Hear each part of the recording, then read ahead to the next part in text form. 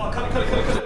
This car keeps fighting back, and I'm almost out of time and patience. Nobody wants to miss a deadline. It really hurts when you set it for yourself and you have high expectations. So today we're gonna fix that. We're gonna get back on track. We're gonna hopefully have this car started by the end of this video. I got a lot to do though. Gotta get the dash in, gotta get the interior in.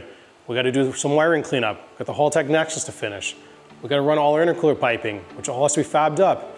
By the end of this video, I wanna be turning that key and getting this thing started for the first time in 2 years.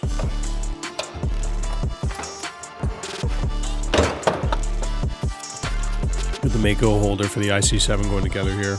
A couple screws, then you bolt right in. And then on the back side, there's the connector, and then just the USB plug-in for troubleshooting and data connection.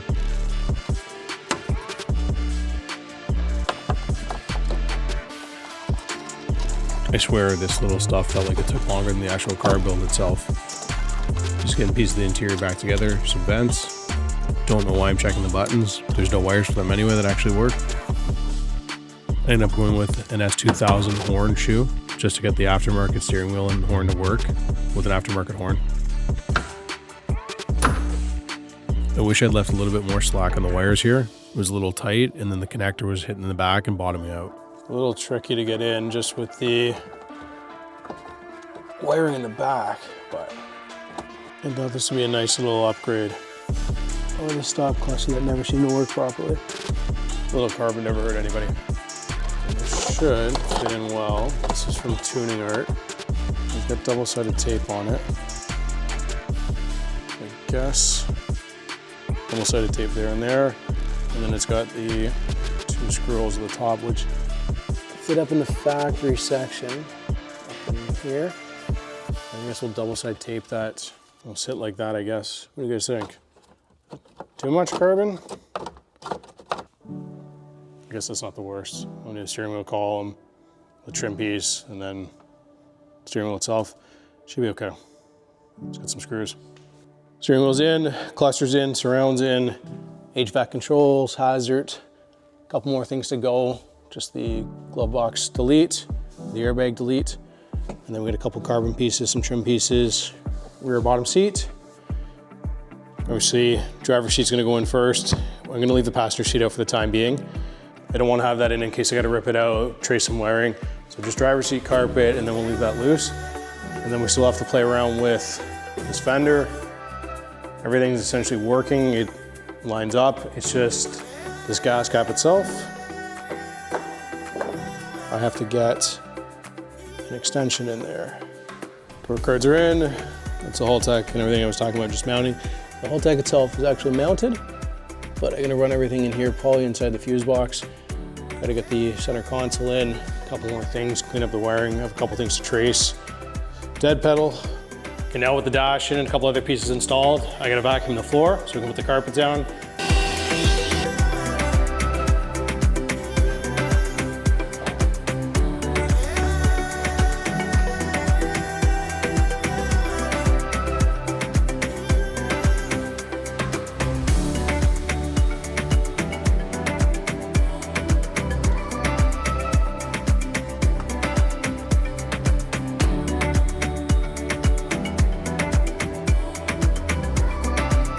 Finish tucking the carpet, I gotta just cut it around the roll cage.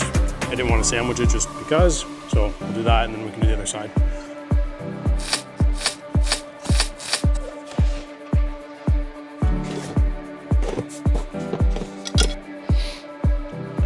With the interior coming together, I thought maybe we should try turning the key on to see if the car was getting power where it needed to be before we went any further. First time turning the key, air compressors kick on.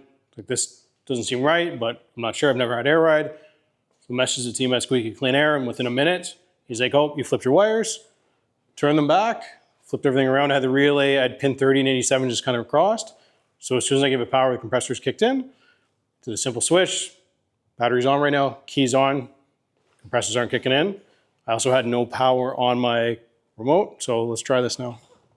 Also, how sweet does the Haltech look?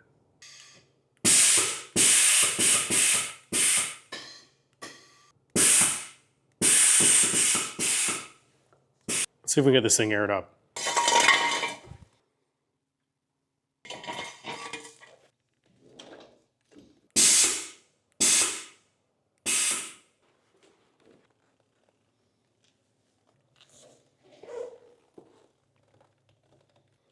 Crazy thing is I don't even have the side splitters on yet, and the side and everything isn't even connected. Like it's crazy how low I can get this car now. Like I'm actually tucked. So might break a lip, might break a fender, but I don't know. Let's give it a try. It's the first time the car's been on the ground in, I don't know, 9 months. So I think I got a little too carried away. I went a little too low and I snapped the fitting right off. So control arm, I guess, no for future. Don't go so low. So I guess this upper control arm clipped this when it bottomed out and sheared it right off. So new fitting on there, and then I get the air back in this thing. So not a big deal, but just funny, the do's and don'ts of air ride, your first car. The time had come. He's ready to fire the car up for the first time in 2 years. No intercooler piping, no rad, but let's give it a try. Fire extinguisher, for safety, obviously.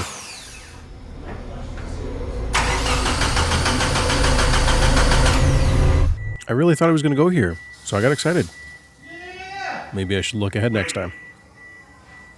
Oh shit, you're pissing fuel. Oh, cut it. No. Oh, you're pissing fuel. Fuck. It's only one. I decided to go back to a fuel rail. I knew it worked. I didn't want to deal with this anymore. So 5 minutes later, we got the rolled rail back on. Adjustments to the tune. Let's try to turn it over.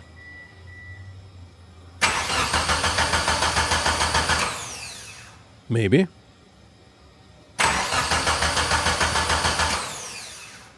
Nope. More adjustments and more adjustments. Maybe.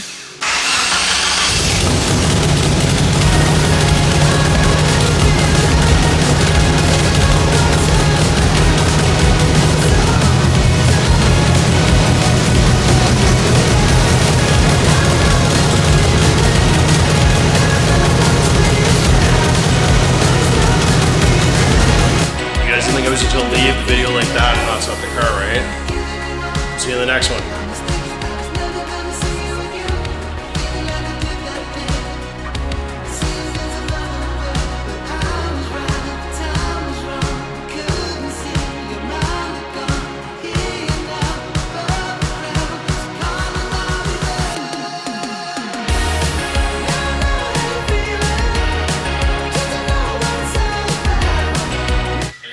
She's alive.